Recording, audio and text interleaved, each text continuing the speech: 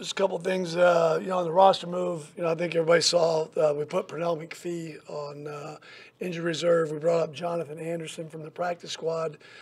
Taking his place on the practice squad was wide receiver, or is wide receiver, Mikhail McKay. Any questions? John, what exactly were the specifics of the surgery that Kyle Long had yesterday? Again, I don't want to get too technical, but it was a neck surgery. They did, it was a herniated disc that one of our doctors here, did the surgery. I think he came out of it, talked to him last night and this morning. But he seemed to, it was another successful surgery, as they most are. That's the extent that I know without getting too technical. When did you first become aware that that was an issue for him? You got probably Really after we shut him down, he had a lot of, things bothering him, his ankle, shoulder, the neck was a little bit of an issue. Didn't know the extent, but, now we do, and it's been repaired. What are the remaining surgeries for him this offseason? He was so... I don't know. I think, they just kind of got through this one. He'll recover. Really what's next on the docket, I'm not really sure. I'd be purely speculating. By social media, at least, that it was one of 3 surgeries? I don't really know that. He'd be a better one to give you that information.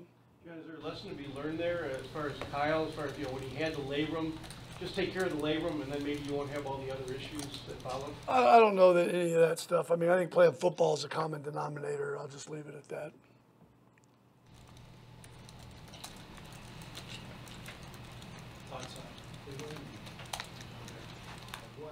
Yeah, again, I think I got asked this earlier.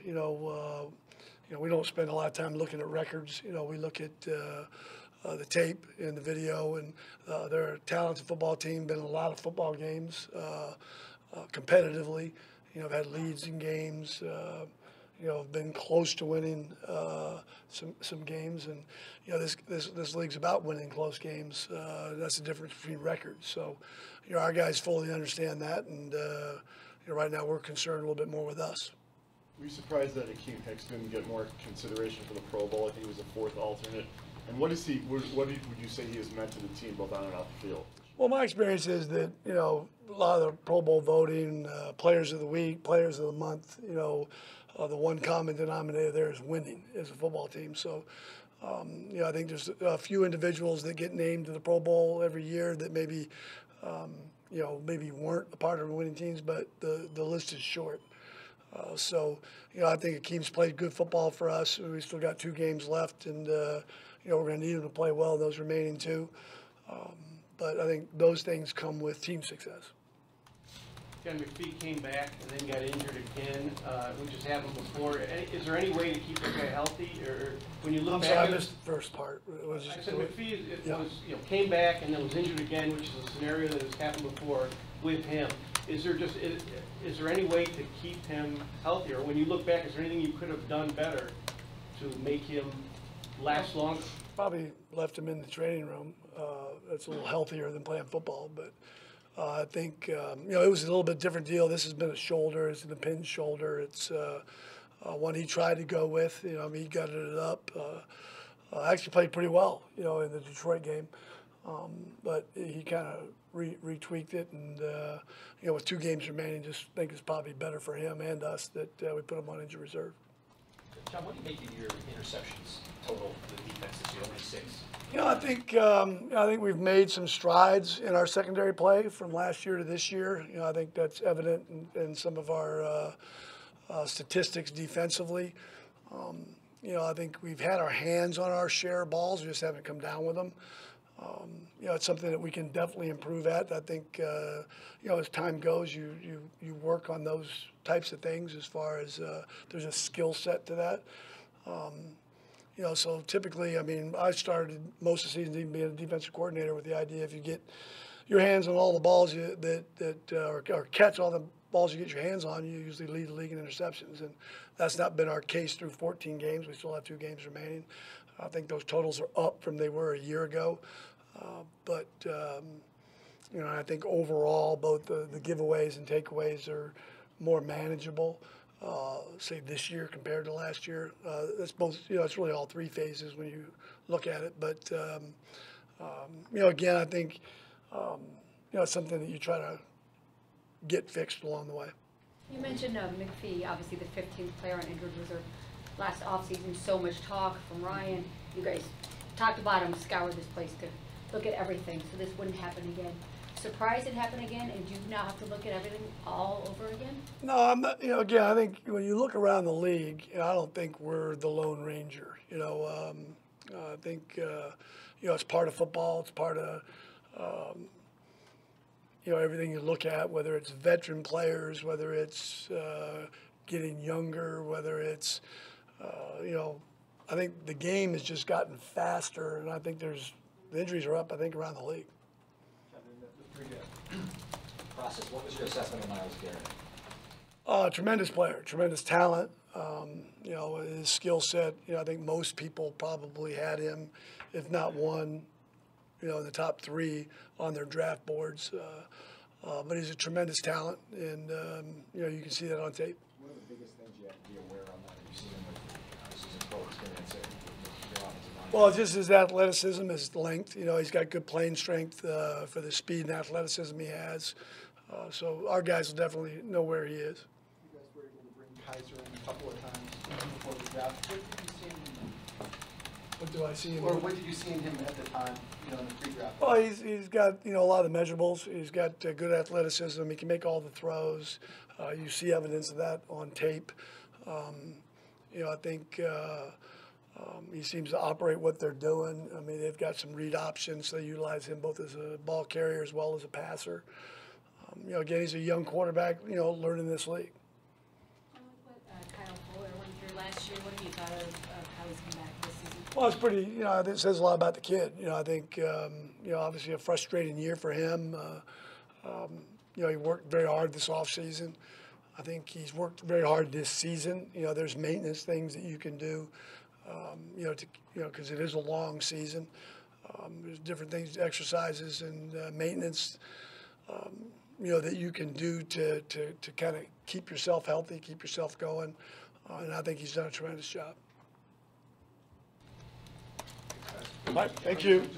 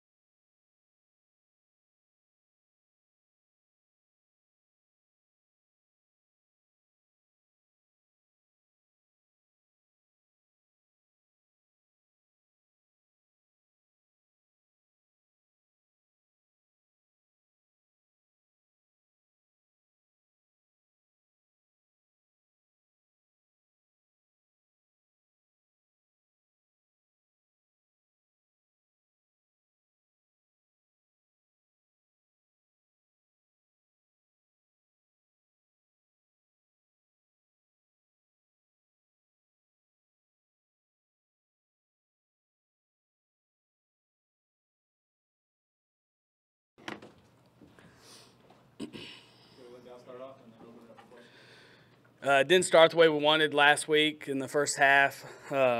Just didn't convert a couple third downs, didn't get started the way we wanted. They had a good plan to take away the run game. That would just put an extra guy in the box and make us try to block 7 or 8 guys, which is impossible unless you want to start inserting guys. So we decided to take the route of throwing the football.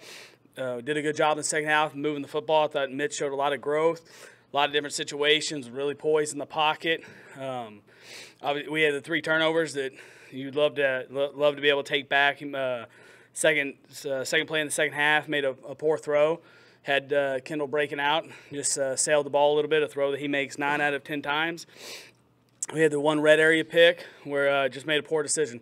And, that's the one that really kills you as a quarterback, is when you're down there and chance to score and, you don't finish the drive. And then the last pick of the game was not Mitchell's fault. It was a breakdown of protection. the right tackle thought that 94 had jumped off sides and given up on the play a little bit, and we expect the tight end to break out on that.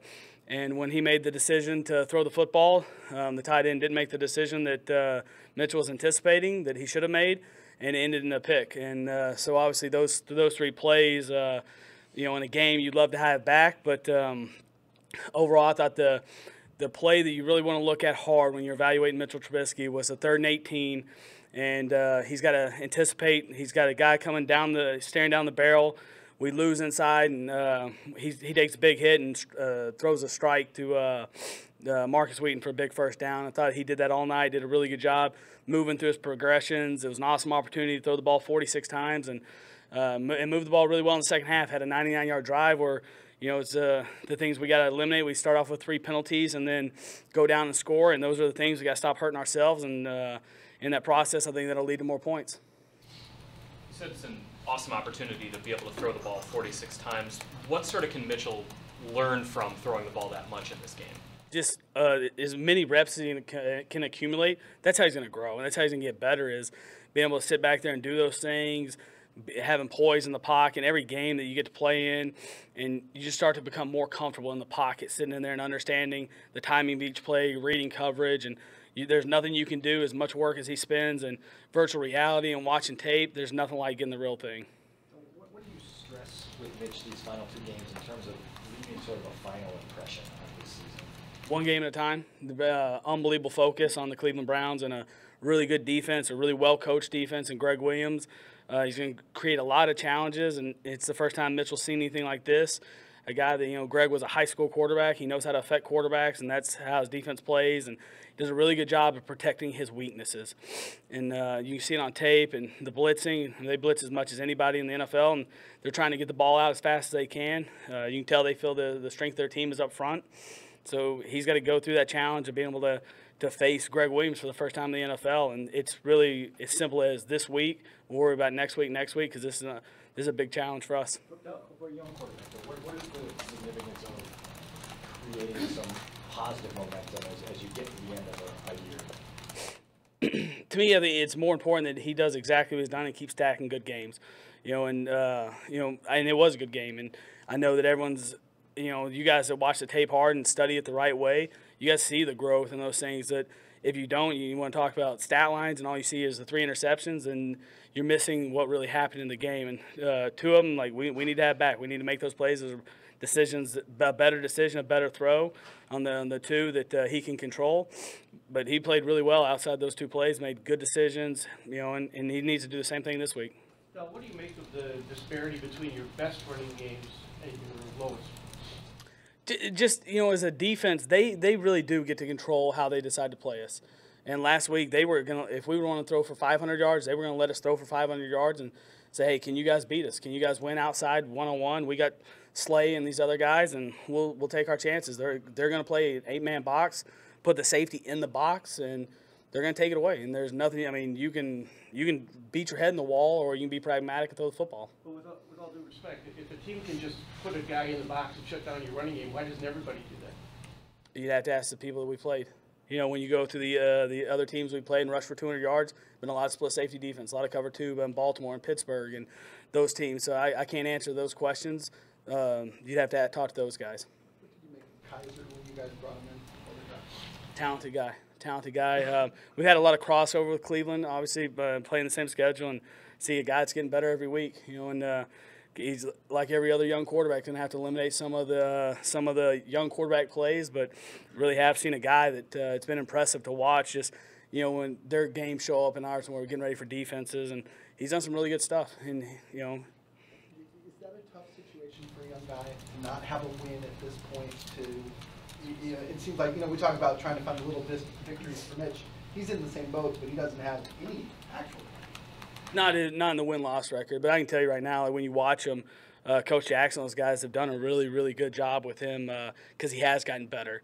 And as a young player, the ultimate as a quarterback, the burden of win-loss record falls on you. You and the head coach get the most of it, but most of the credit and blame. But he's gotten better every week. He needs to eliminate some plays that Coach Jackson, I'm sure, is working really hard on. but you see him getting better, and that as a young player, it's just like Mitchell. That's all you want to see is the wins are going to come, like as they get better around him, and he sees more and starts to eliminate some of those young mistakes. But he's played well. He's thrown the ball well. He can obviously move and anticipate and scramble and those things. So he's got a chance. Now, going back to Mitch's first interception, Bellamy on the right side of the formation gets tangled up with Bobby. And Mitch alluded to that he doesn't come out in the flat and hold the defender there, so the guy gets depth and then Mitch has to get up and over. When you look at that again, do you want Mitch to recognize that Bellamy's tangled up? Is he only looking at the flat defender sagging a little bit? Or do you think that the throw's fine and he's just got to get it up and over? What I'd love to happen is for Bellamy to take because he understands what he's doing, back off the ball a little bit. So when he comes across, Bobby's coming flatter. Bobby also has Jordan coming across to take away that guy. Do I think that impeded the throw? Maybe. I mean, he's getting chased and he's on the edge and he knows he can't really turn his shoulders because that guy's coming. Mitchell's good enough to make that throw though. Like at the end of the day, make the throw. Like you're good enough too. We drafted you for that reason. Like he's a really good player, and I saw him make a lot tougher throws in the game. He sailed one. He threw a bad ball and. Sure, perfect world. Would I love all that stuff to happen? Absolutely. Do I think it would have helped? Absolutely. But let's make the play. Like he's good enough to do that. Now, what your conversation with Mitch about process versus outcome and how he has to balance that? How has that kind of evolved as the season's gone along? It just really reality of like what the conversation we just had is all like the why did the interceptions happen? Like let's study those things really hard and understand. In the red area, why do we make that decision, or why do we throw the pick to right, rolling to our left? And the last play of the game, he came off and understood it. He knew exactly what happened on all three of them, and he owned them, all three of them. And what we go through is we talked Sunday night about the game, obviously because we had the extra day, and we went through each play and FaceTime or him in my house or whatever that is. That process, going through those things and. Just really is watching the tape hard and being very, very critical and understanding you got to tell them like, hey, this is where you're getting better and show them those plays. Like this is 3rd and 18. This is you staring down the barrel. We let a guy go up front and you make a big throw that helps us get in the scoring position, or backed up. You're 9.5 yards deep throwing an 18-yard strike route to Wheaton, in the back of the opponent's end zone after – and overcoming that play of taking the delay of game. Like those are things that you got to keep doing. You can't let one play affect the next. And just the whole process of just painting the picture and telling the truth. And sometimes it's really hard to look at your mistakes and grind on them, whether it be mine or his, in the process of the preparation or the game plan. Were Wheaton's 2 catches, was that kind of a random event, or was that a sign that he's clicking with Mitch or in the offense or making progress? I think he's starting to make some progress that way with some timing with Mitchell. Definitely Mitchell felt comfortable on the 2 plays he went to him. It's plays that they've repped together and accumulated for a couple of weeks, and it was good for him to get out there and get those 2 catches. And Dontrell was obviously battling through some stuff, and it was good for a week to get an opportunity. Anything else? Del, you're in Cleveland. Yes. What do you in your coaching career? What do you kind of take from that experience?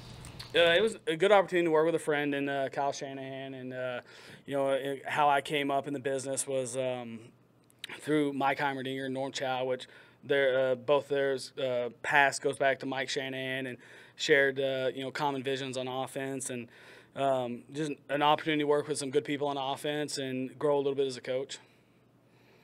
All right, thanks everybody.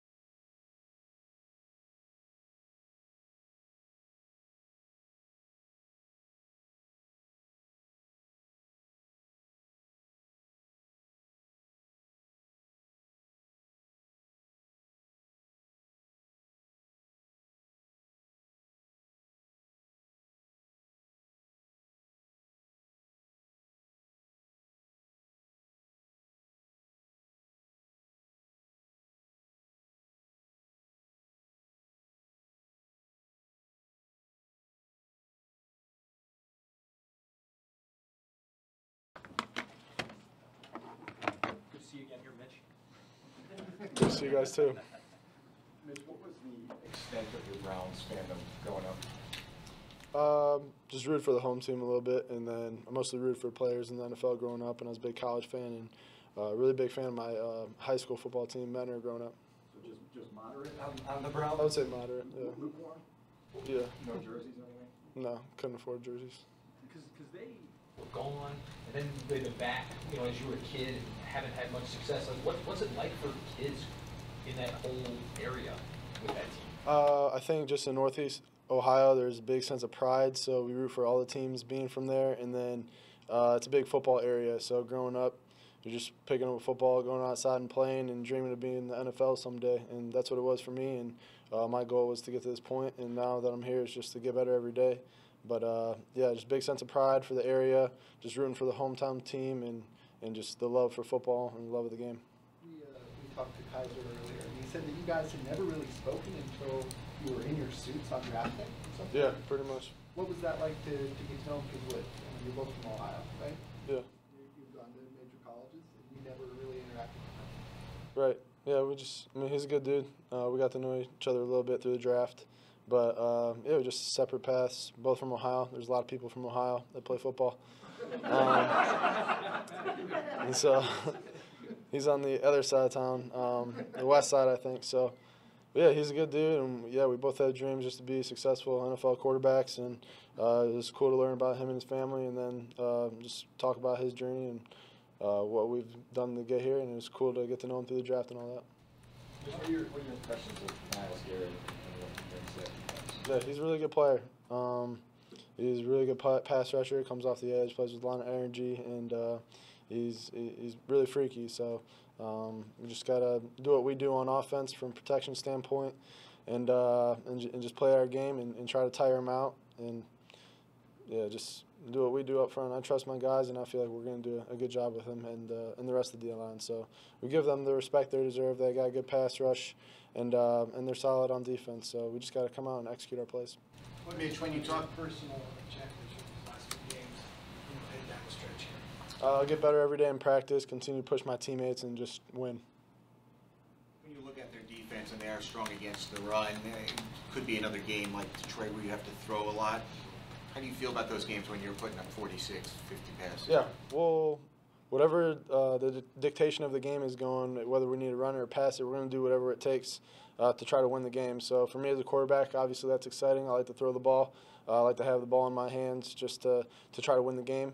But, yeah, they're going to try to stop the run. We know they're good at that, but we're still going to try to establish it because that's what we're really good at too. So whatever they're giving to us on the other side, that's what we need to take. And for me, it's just be efficient and pick up first downs and do my job as a quarterback.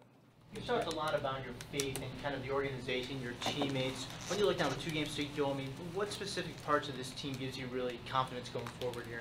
Just my teammates, the excitement every day coming to practice, the energy, the positivity, and just the plan we have for the future going forward. And we got a bunch of competitors on this team, so some people might be looking ahead, but a lot of us just look at each day as an opportunity and each game as a week to get better and just go out there, compete, no matter the records, no matter if we're competing for the playoffs or not. It's just a great opportunity to go out, play the game we love, and next to a bunch of guys we love as well. So it's a great opportunity. Is there any extra motivation not to lose to a team that hasn't won a game this year? The motivation is just to win. Like I said, we got a bunch of competitors on our team, and we're trying to finish out this season strong. So we don't care who rolls in here. We get to play our last one at Soldier Field this year, so that means a lot to us. And, yeah, we just want to go out and win. Do you have more family and friends coming this Sunday, or is it normal? Do you have a huge amount? About a normal amount. I got a bunch of family that luckily got drafted back to the Midwest, so it's closer for my family than North Carolina was. So they're able to make a bunch of games, and I'll have about 20 or so people here this weekend to watch for on Christmas Eve. Mitch, Dowell talked about the 3rd and 18 completion in the Lions game as one of the really nice throws. Just curious what stood out to you about that play when you watched it again, what you liked. Just doing my job, trusting protection, and even though I kind of took a lot of hit, just believing in the time of the play, anticipating the throw, and then putting it where it needs to be, and then Wheaton coming up with a great catch. So yeah, just repetition. That's what makes perfect. So made that play in practice all the time. Obviously, you're gonna have to take hits, being in the quarterback, but just trusting protection, anticipating throws, and doing your job to pick up first downs. All right, thanks everybody. Thanks, guys.